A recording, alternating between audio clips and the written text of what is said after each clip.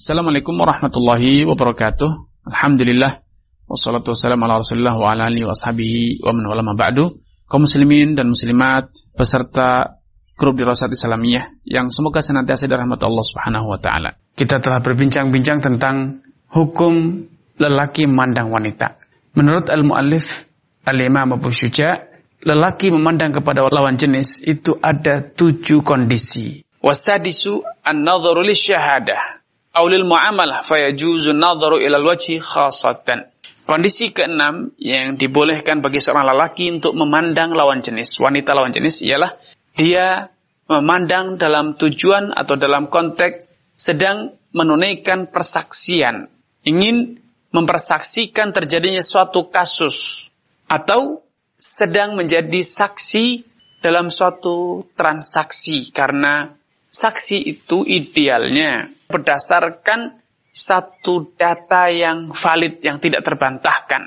Satu pengetahuan yang didasari oleh interaksi langsung, baik itu dengan penglihatan, pendengaran, atau hal yang serupa lainnya. Makanya ketika Anda ingin menjadi saksi, idealnya, paling ideal adalah Anda menyaksikan 2 orang yang bertransaksi tersebut. Anda mengetahui bahwa itu adalah fulanah, sedang bertransaksi berjual beli dengan fulan atau dengan fulanah. Atau Anda diminta untuk menjadi saksi dalam satu prosesi pernikahan, bahwa fulan menikah dengan fulan. Idealnya Anda melihat, agar ketika nanti dibutuhkan persaksian Anda di depan hakim, persaksian Anda dapat diterima, karena Anda betul-betul menyaksikan dan mengetahui wanita yang menjalin transaksi tersebut atau wanita yang menikah tersebut. Ini dalam konteks persaksian di zaman dahulu, di mana zaman dahulu alat-alat bukti atau seperti dokumen-dokumen yang ada zaman sekarang, misalnya KTP, buku nikah, atau akte kelahiran, paspor, SIM, dan lainnya itu belum ada. Sehingga untuk membuktikan bahwa yang dinikahkan adalah fulanah binti fulan, itu seringkali dibutuhkan persaksian yang berdasarkan apa? Penglihatan bahwa betul-betul si fulanah. Demikian pula ketika bertransaksi, jual beli. Pada zaman dahulu dibutuhkan untuk bisa melihat langsung wanita yang bertransaksi tersebut agar tidak salah persaksian kelak. Namun di zaman sekarang, setelah terjadinya kemajuan dan perkembangan pola hidup masyarakat, bahwa semua kegiatan aktivitas manusia itu pembuktiannya tidak harus langsung dengan menyaksikan pelakunya, tapi dengan melihat dokumen-dokumennya. Itu lebih penting. Sehingga dokumen tanah, KTP, kemudian SIM atau yang serupa, buku nikah, tentu ini ijazah atau yang serupa itu tentu itu sudah cukup mewakili untuk bisa bersaksi di depan pengadilan.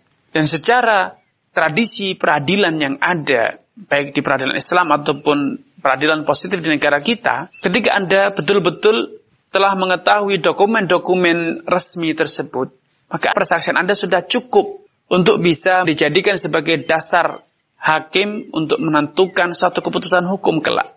Sehingga kalau boleh dikata, di zaman sekarang walaupun Anda bertransaksi jual beli menikah, tidak lagi harus melihat wajah wanita yang dinikahkan atau dinikahi, atau wanita yang berjual beli.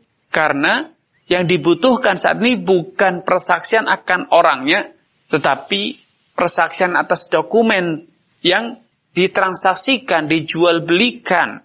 Itu yang lebih dibutuhkan pada zaman sekarang. Dan ini termasuk satu kasus hukum yang mengalami perubahan perilaku sehingga mengalami pula perubahan hukumnya. Dahulu dikatakan dalam satu kaidah ilmu fikih, la yungkaru taghayyurul ahkam bi taghayyuri al-adat. Bukan hal yang aneh, bukan hal yang perlu dirisaukan kalau terjadi perubahan hukum seiring dengan perubahan budaya, perubahan tradisi di masyarakat. Terlebih, hukum-hukum tersebut ditetapkan berdasarkan kebiasaan dan tradisi yang berlaku dalam kehidupan pada zaman dahulu, di zaman Nabi SAW dan juga para ulama terdahulu. Dengan demikian, ketika terjadi perubahan pola hidup, perubahan perilaku masyarakat, perubahan tradisi Sehingga tradisi yang semula dilakukan secara turun-temurun itu tidak lagi diamalkan, tidak lagi dijadikan acuan dalam berinteraksi atau dalam menetapkan suatu hukum. Maka ketika terjadi perubahan tradisi dan pola hidup ini, Islam, syariat Islam mengakomodir perubahan tersebut sehingga semua hukum yang semula dikaitkan dengan tradisi-tradisi yang lama otomatis turut berubah ketika ternyata tradisi tersebut tidak lagi diterapkan oleh masyarakat. Tradisi itu telah ditinggalkan dan berganti dengan tradisi baru. Sehingga otomatis akan mengalami perubahan hukum pula karena tradisi yang telah menjadi acuan dalam menetapkan hukum tersebut telah berganti. Contohnya misalnya di zaman dahulu seorang wanita itu menikah. Menikah biasanya tanggung jawab walimah itu adalah tanggung jawab suami. Sebagaimana yang disabdakan Nabi SAW ketika mengetahui sahabat Jabir menikah. Rasulullah bersabda kepada sahabat Jabir, "Aulim walau bisyah." Wahai Jabir, hendaknya engkau mengadakan acara walimah walaupun hanya dengan menyembelih 1 ekor kambing. Hadis ini dengan jelas Nabi memerintahkan walimah kepada siapa? Kepada suami, bukan kepada istri atau walinya wanita yang dinikahkan. Namun di banyak daerah di negeri kita, walimah itu yang mengadakan adalah keluarga wanita. Atau di sebagian daerah walimah itu dilakukan 2 kali. Sekali di keluarga wanita, sekali di keluarga pria. Maka adanya tradisi semacam ini, ketika masing-masing menjalankan tradisi yang sudah berlaku, maka ini tidak kemudian dikatakan menentang syariat atau menyelisih tuntunan syariat. Tidak.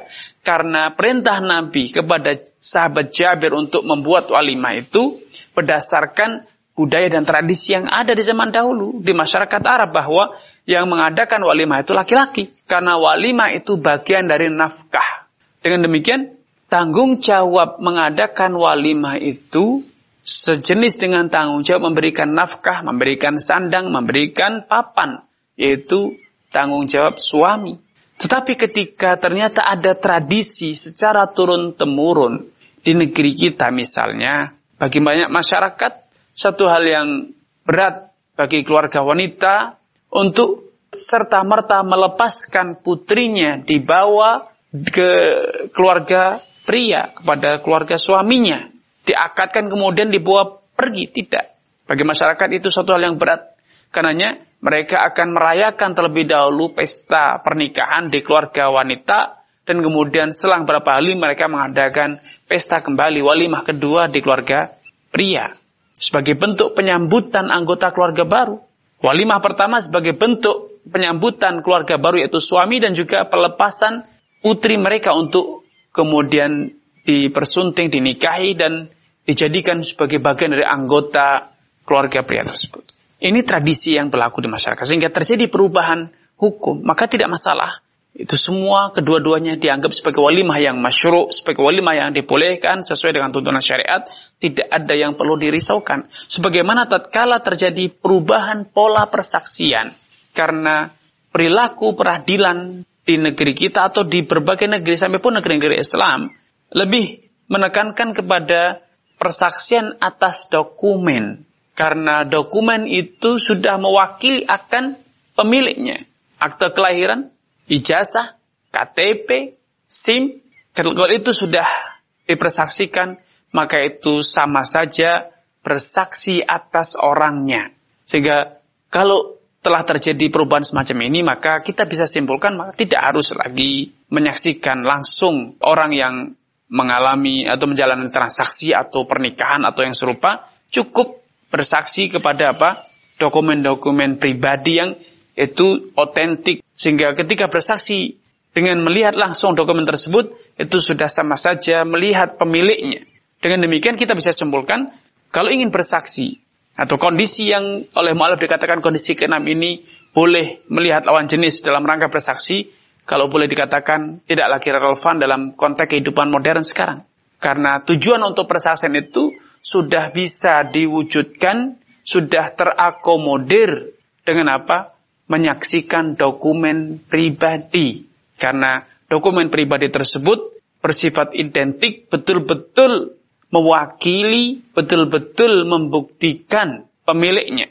Sehingga ketika saksi melihat KTP, melihat akte kelahiran, ijazah, dan dia tahu bahwa yang dinikahkan itu misalnya Fatimah binti Muhammad misalnya, maka itu tidak akan meleset ya. Ketika dipersaksikan di pengadilan kelak, maka persaksian itu sudah bisa diterima untuk kemudian seorang hakim, seorang qadhi bisa menetapkan keputusan yang benar sesuai dengan fakta ya.